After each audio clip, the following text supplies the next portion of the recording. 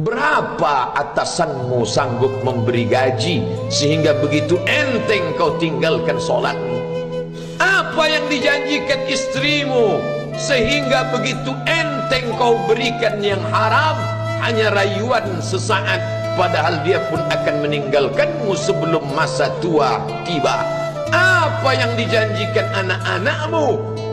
Ayah, kami akan menjagamu di hari tuamu nanti, maka berikan kami yang kami inginkan. Belikan kami rumah yang besar, belikan kami kendaraan yang mewah. Nanti setelah hari tua kami akan menjagamu, kata mereka. Tapi setelah kita tua, dosa-dosa begitu banyak terkumpul, mereka pun meninggalkan kita di panti jompo yang penuh dengan kesunyian, hening, sepi. Suara cucu tak terdengar menangis, karena mereka pun malu mengakui kita sebagai orang tua. Suapkanlah yang haram ke mulut mereka, berikanlah yang batil ke dalam perut mereka. Itu hanya akan menjadi azab di dunia sebelum hari kiamat tiba. Ish masyikta, hiduplah sesuka hatimu. Ish masyikta, apa yang mau kau makan, makanlah.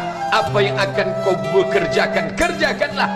Fa innaka mayyit, tapi ingat, kau akan menjadi mayat, kau akan mati. Semua akan diminta pertanggungjawaban di hadapan Allah Subhanahu wa ta'ala.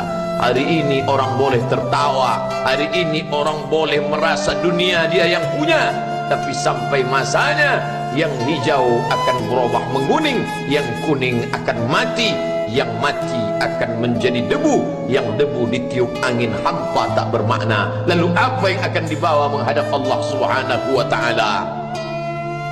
Amal saleh.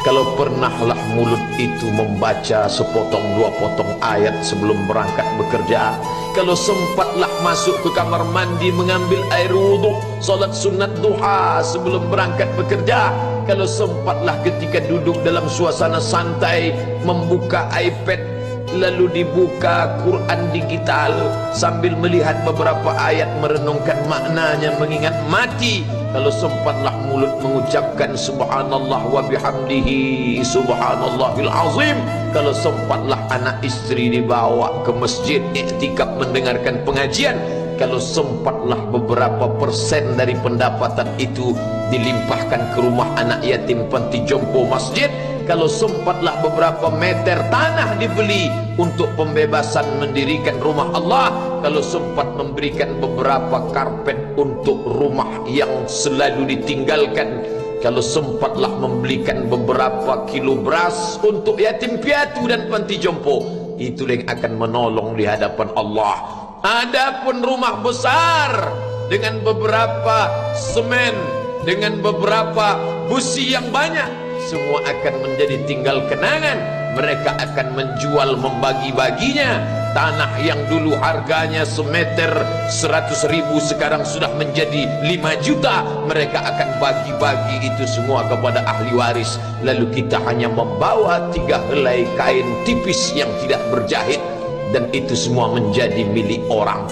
Kalau dulu mereka kita didik dengan pendidikan yang baik, di tengah malam mereka bangun menetes air matanya, lalu dia berdoa, Rabbighfirli wa liwalidayya warhamhuma kama rabbayani shaghira. Seperti tetesan embun di tengah gurun Sahara yang panas. Kalau sempatlah mereka berdoa, Allahumma ighfir lahu warhamhu wa'afihi wa'fu anhu, maka mengalirlah air yang sejuk ke tenggorokan yang kering. Kalau sempatlah mereka membeli makanan, diundangnya anak yatim, diusapnya kepala, ya Allah, terimalah sedekahku ini untuk almarhum ayahku, almarhumah bundaku. Aku tak dapat membalas budi baik mereka, ya Allah, mereka sudah mendahului aku. Maka akan mengalirlah itu sebagai perlipur lara di tengah alam barzakh sementara kiamat tiba. Tapi kalau mereka hanya dididik dengan keduniawian, dididik dengan kemewahan, disumbat mereka dengan materi, tak pernah diingatkan pada mati. Ketika kita mati, mereka pun juga akan mati perasaan ingatannya. Paling celaka lagi, mereka mengingat kita dengan mengantarkan bunga, mereka mengingat kita dengan pakaian hitam, mereka mengingat kita dengan suara musik. Mereka mengingat kita dengan memajang foto kita besar-besar di dalam rumah, dan itu hanya menjadi penghalang rahmat Allah turun. Tidak berkesan sedikit pun. Mereka sedang menyangka kalau dinyanyikanlah lagu kesenangan kita, terobat rindu hatinya. Kalau dipajangnya foto kita, dilingkarkannya karangan bunga, puas rindunya. Padahal itu tidak membuat pengaruh apapun kepada kita di alam barzakh.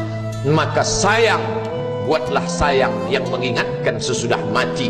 Kalau rindu, buatlah kerinduan yang membuat dia akan tetap mengalir sebagai satu amal sesudah kematian. Idza matal insan, kalau manusia mati, inqata'a, dulu rajin membaca Quran, berhenti. Dulu rajin salat tahajud, berhenti. Dulu rajin menghatamkan segala yang baik-baik, berhenti. Tapi ada yang tetap mengalir. Di antara yang mengalir itu adalah shadaqatun jariyah. Sempat membelikan beberapa bungkus nasi.